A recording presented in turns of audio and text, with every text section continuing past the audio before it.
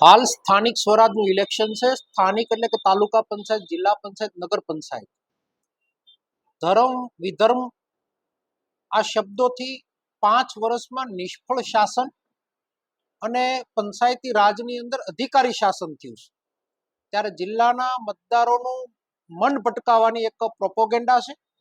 આની અંદર આવ્યા વગર સ્થાનિક સ્વરાજના ઇલેક્શનમાં 5 વર્ષ સુધી સખત ભ્રષ્ટાચારો થયા। ત્યારે જાહેર જનતા એટલે કે અમરેલી જિલ્લાની જનતા સાથે ગુજરાતભરની જનતાએ સમજવાની જરૂરિયાત છે।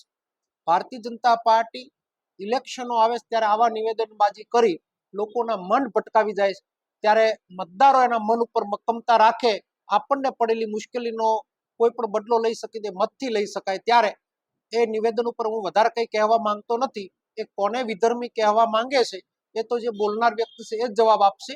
મારા પાર્ટી તરફથી હું એટલું સ્પષ્ટ કહું છું કે સ્થાનિક સ્વરાજમાં આવા શબ્દોનું ઉચ્ચારણ એ લોકોના મગજ ભટકાવવાની વાત છે।